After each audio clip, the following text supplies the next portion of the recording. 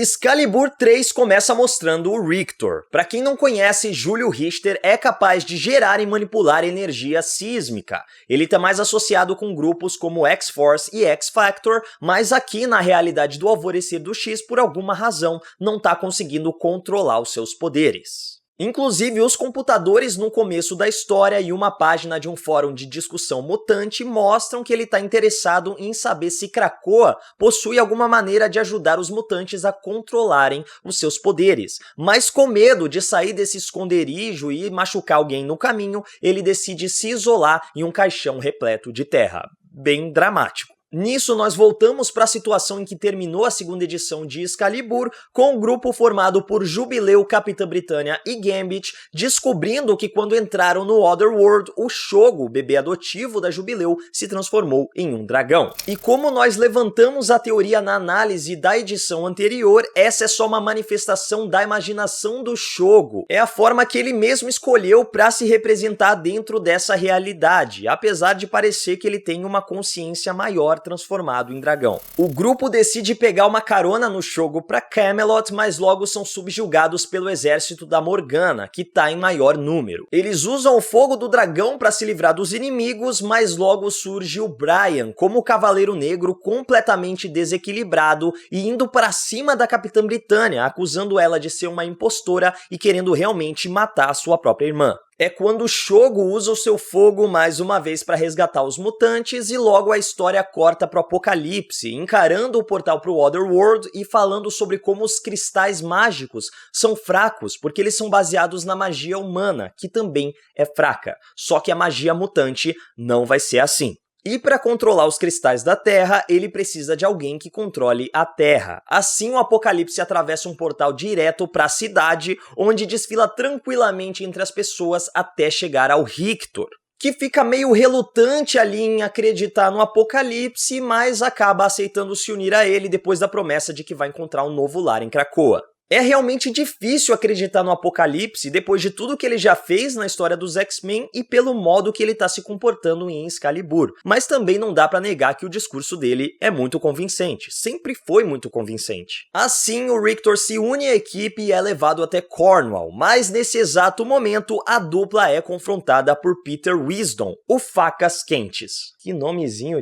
desgramado, hein? O Wisdom é basicamente uma versão britânica do Gambit, um cara mulherengo capaz de manipular energia para atacar os seus inimigos. A diferença é que ele atua também como agente do serviço secreto britânico. E como a gente viu no começo dessa história, Mariana Sterne e Morgana Le Fay estão trabalhando juntas para desestabilizar a imagem da Capitã Britânia perante a rainha. E por essa intervenção ali do Peter Wisdom já dá pra gente ver que elas estão mexendo os pauzinhos. O que nos leva a Excalibur 4. A Capitã Britânia é convocada pela rainha para prestar esclarecimentos acerca de tudo o que está acontecendo, enquanto lá fora a população organiza uma manifestação contra os mutantes. As coisas quase saem do controle quando o Gambit fica puto por jogarem uma garrafa nele, mas a Betsy logo chega para acalmar os ânimos e confirmar que agora Excalibur foi oficializada como um grupo, inclusive reconhecido pela rainha. O problema é que o Pacto Acaba difundiu algumas questões sobre o quanto a nova Capitã Britânia pode ser confiável, já que o Brian era um humano, enquanto a Betsy é uma mutante, em uma realidade em que a soberania de Krakoa como uma nação ainda não foi aceita por todos os países. Inclusive, como a gente pode ver, a própria Inglaterra não está muito bem receptiva aos mutantes. Para tentar resolver toda essa confusão, a equipe se divide. Betsy e Peter vão até o Pacto Acaba para tentar esclarecer a nova realidade para eles e mostrar que ela realmente é a nova Capitã Britânia e eles precisam aceitar isso. Jubileu volta a Krakoa para deixar o Shogo em segurança, enquanto o Apocalipse tem novos planos para despertar a vampira. E para isso ele precisa da ajuda do Rictor e do Gambit. Em Krakoa, enquanto tenta confortar a Meghan, a Jubileu ainda dá um socão no Jamie que dá em cima da própria cunhada, alegando que agora a Krakoa estimula esse tipo de comportamento e confirmando o que a gente já suspeitava e já vinha tendo mais e mais dicas desde que começou essa realidade do Alvorecer do X e eles criaram as leis dos mutantes, as leis de Krakoa. Ou seja, a ilha é um grande surubão de Noronha, mas não é bagunçado assim também não, Jamie. Enquanto isso, nas profundezas da Terra, Rictor e Gambit estão em busca busca de novos cristais. Como a gente viu no final da história anterior, os cristais que mantinham o portal para o Otherworld abertos começaram a falhar, e é por isso que o Apocalipse precisa de novos. Acontece que no subsolo a dupla se depara com um grupo de druidas, e apesar de um confronto inicial, eles reconhecem o Rictor como um igual, e dão os cristais verdadeiros para ele, né, dizendo que aqueles cristais que eles encontraram na caverna, que parecia vários cristais, basicamente um tesouro, eram cristais falsos, cristais com pouco poder apenas para desviar a atenção, para ser realmente uma isca para que os outros roubassem. Os verdadeiros cristais ficam guardados com eles, mas eles entregam de bom grado porque enxergam o Rictor como um igual, já que ele também consegue manipular a natureza, afinal de contas ele manipula a Terra. Só que eles não confiam no Gambit e mandam ele pra morte, né? Destroem a Terra embaixo dele para que ele despenque pra morte. O Rictor até tenta salvar o Gambit, só que bem nessa hora os seus poderes fogem do controle mais uma vez e o Gambit realmente despenca para sua aparente morte. A história então passa para o encontro entre Capitã Britânia e o Pacto Acaba, onde eles alegam que ela não é digna do título, já que o Capitão Britânia precisa ser testado e se provar digno de receber o amuleto, coisa que ela não fez. Mas a Betsy diz que da próxima vez que eles quiserem destilar ódio, a poupem do trabalho de sair do paraíso em que vive só pra isso, que ela não tem tempo pra se preocupar com essas questões bobas. É quando eles admitem que são apenas uma distração e já haviam avisado a rainha que uma Capitã Britânia mutante não conseguiria arcar com as responsabilidades de proteger a realidade dos problemas, dos perigos do Otherworld. A razão pela qual os dragões não são usados por lá é que o tecido que separa os dois universos é muito frágil e o fogo de dragão consegue romper essa barreira. E foi exatamente isso que aconteceu quando o Shogo salvou os membros do Excalibur do ataque da Morgana. Com isso, todas as bestas do Otherworld encontraram uma maneira de atravessar para a realidade, coisa que a Capitã Britânia deveria ter evitado, mas de acordo com o Pacto Acaba, ela estava muito tranquila no paraíso e não podia se preocupar com isso, usando as próprias palavras da Betsy. Mano, nessa hora, eu senti o ódio que a Betsy também sentiu. Que povinho desgraçado, viu? Os caras realmente fizeram todas as jogadas para desestabilizar a Capitã Britânia e para completar a confusão lá em Cornwall, o Apocalipse faz um discurso sobre como isso é apenas um teste, mas ele sabe o que verdadeiramente está por vir, já que ele está trabalhando nisso desde o princípio. E nesse exato momento, a vampira desperta. Trabalhando no quê? O que o Apocalipse realmente quer? Por que ele precisa da vampira? Sexta, no Globo Repórter. Mentira, agora mesmo na análise da edição 5 de Excalibur. A quinta edição começa nas profundezas da Terra, mostrando que o Rictor usou o poder dos cristais para conseguir amplificar suas habilidades e assim salvar o Gambit. Só que mal dá tempo deles respirarem depois que saem debaixo da Terra porque se deparam com as criaturas do Otherworld invadindo a realidade. Eles são convocados pelo Apocalipse para ir até o farol, ao mesmo tempo em que a Capitã Britânia protege o Peter Wisdom nas ruas de Londres e usa um portal de Krakoa para ir até Cornwall também. Nesse meio tempo, nós vimos o que aconteceu na mente da vampira. Assim como a Capitã Britânia, na noite em que o grupo chegou até o farol, a vampira também tem um sonho em que é guiada por um cachorro de fogo, o que derruba aquela nossa teoria de que esse cachorro seria uma manifestação da consciência da vampira tentando se comunicar com o grupo. No seu sonho, ela também encontra uma estátua do Apocalipse, mas diferente do que aconteceu com a Betsy, ela é atacada por essa estátua e descobre que ele foi o responsável por deixar ela nesse estado. De volta à realidade, o próprio Apocalipse admite isso no momento em que a vampira começa a despertar, e o Gambit diz que pediu pra Prestígio entrar na mente da sua amada e tentar encontrar uma maneira de ajudar. Então, aquele cachorro de fogo que a gente vê nos sonhos é, na verdade, a Rachel Summers, que ajuda a vampira a descobrir a verdade e retornar no exato momento em que os planos do Apocalipse estavam para se concretizar. Ele precisava que a vampira entrasse em contato com o Otherworld para aprisioná-la naquele estado. Só que mesmo em coma, as habilidades da vampira continuaram sugando os poderes, tanto do Otherworld quanto de Krakoa. Completamente enfurecida com o que o Apocalipse fez, a vampira suga todo o poder e vitalidade dele até matá-lo, tornando-se uma versão feminina do vilão. Mas a gente percebe que era exatamente isso que ele queria. O Apocalipse fez a vampira absorver o máximo de poder do Otherworld, de Krakoa e depois absorver o seu próprio poder. Tudo isso no exato momento em que os sóis e as luas do Otherworld e da realidade comum estivessem alinhados de maneira específica. Ou seja, ele usou o corpo da vampira como um caldeirão, em que ele foi misturando todos os ingredientes para obter o resultado que queria, que aparentemente é criar magia mutante para poder assumir o trono do Otherworld.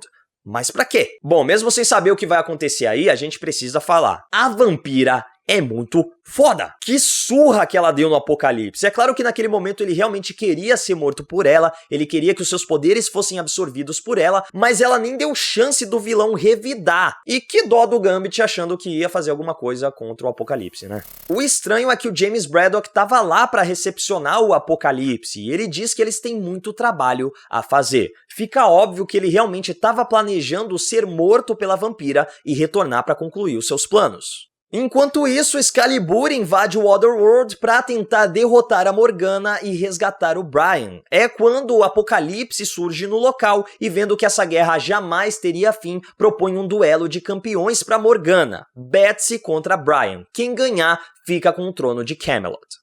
Primeiro que eu não sei por que a equipe aceitou o Apocalipse de volta mesmo depois dele ter acabado de trair o grupo. E segundo que a Betsy também não aceitaria lutar com o irmão. Como a gente vê ela relutante depois, dizendo eu acho que eu vou deixar ele me matar, afinal de contas eu posso retornar. Mas a própria vampira diz que o Apocalipse deve ter um plano. Sim, ele realmente agiu de uma maneira bizarra, que pra mim já coloca ele de novo no patamar de vilão. Mas realmente, por mais que ele tenha agido dessa maneira, jamais ele ia colocar a humanidade acima da mutandade. Então ele realmente deve ter um plano para que no final das contas os mutantes saiam vitoriosos. E é claro que ele diz que não é uma ameaça. A Betsy consegue derrotar o Brian, ela mata o irmão e nós descobrimos que o Apocalipse escolheu ninguém menos que James Braddock para assumir o trono de Camelot. Ele alega que o Jaime é um mutante muito poderoso, além de também ser um Braddock, família que já tem ligações muito fortes com o Otherworld, então seria o candidato perfeito para assumir o trono. O James altera a realidade para aprisionar a Morgana, trazer o Brian de volta à vida fora do controle dela e ainda permite que o Shogo consiga utilizar o seu fogo de dragão para derrotar as tropas da Morgana sem destruir o tecido do Otherworld.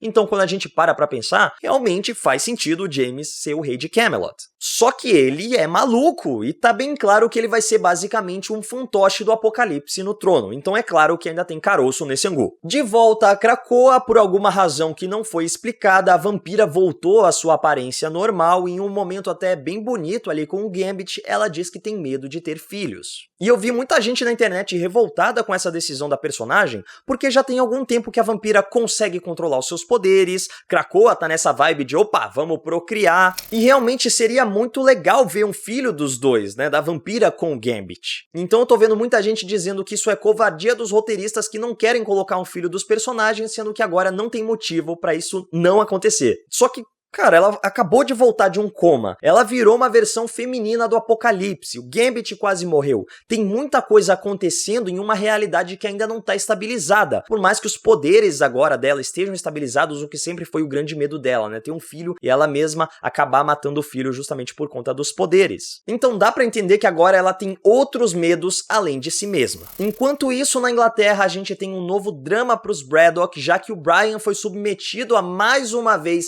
ao teste de Capitão Britânia e dessa vez ele falhou. Roma e Merlin ofereceram para ele a espada do poder e o amuleto do direito e geralmente os capitães britânias escolhem o amuleto. Só que o Brian admite que naquele momento ficou cego de raiva, ele só conseguia pensar em como a Morgana tinha acabado com a vida dele, como ela quase deixou a sua esposa viúva, como a filha quase foi deixada em um momento de medo, onde ela ia perder tudo, o que era muito importante para ela, então ele só conseguia pensar em vingança e assim escolheu a espada. A Betsy diz que ele sempre será o verdadeiro Capitão Britânia, devolvendo o amuleto para ele e em troca o Brian dá a espada, mas pede para ela esconder isso para sempre. O que a gente sabe que não vai acontecer, né? Mesmo que ela realmente queira guardar esse segredo, em algum momento eu acho que essa espada vai voltar a aparecer e vai ser bem importante para a trama de Excalibur. Eu até queria muito ver os dois personagens. Ela fala em algum momento ali, né? Você vai conseguir usar essa espada de uma maneira diferente, você vai conseguir provar que mesmo escolhendo a espada você ainda é o Capitão Britânia, então eu achei que a gente ia ter 2 Capitães Britânias ali, um usando a espada e outro usando o amuleto, que seria muito legal, mas a gente ainda pode ter da maneira invertida ali, né, o Brian continua usando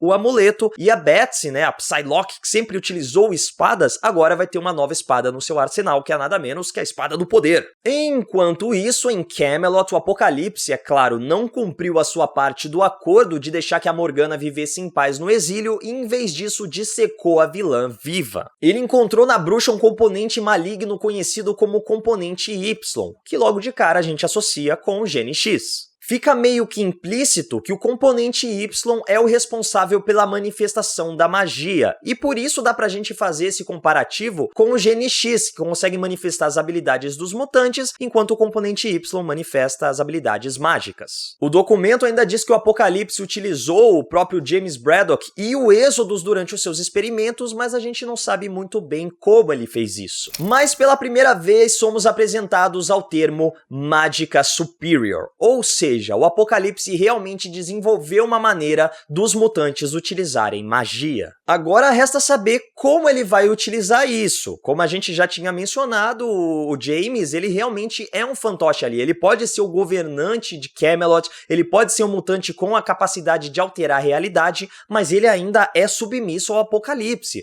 Então, indiretamente, ainda é o vilão quem tá comandando tudo no Otherworld. A gente tem que se lembrar que a Guerra de Araco, em que os 4 Cavaleiros do Apocalipse originais lutam para manter as forças do submundo longe da Terra, tá acontecendo no Otherworld. Então talvez o Apocalipse queira utilizar essa nova magia mutante para ajudar os seus 4 cavaleiros e trazê-los para nossa realidade, que a gente já estava especulando que pudesse acontecer desde o final da 2ª edição de X-Men. Mas por mais que muita coisa esteja acontecendo, eu realmente não sei por qual caminho a história vai seguir. Não sei se a Vampira em algum momento vai ser controlada pelo poder do Apocalipse e passar pro lado dele, talvez ela seja uma das novas Cavaleiras do Apocalipse, caso ele não traga os Cavaleiros originais de volta. O que vai acontecer com essa Guerra de Araco? Se Araco e Krakoa juntas vão ter alguma consequência que a gente está esperando desde a 2ª história dos X-Men? O que vai acontecer com essa questão dos Capitães Britânias? Então tem muita coisa para ser desenvolvida em Excalibur e eu continuo adorando essa história. Eu não sei porque se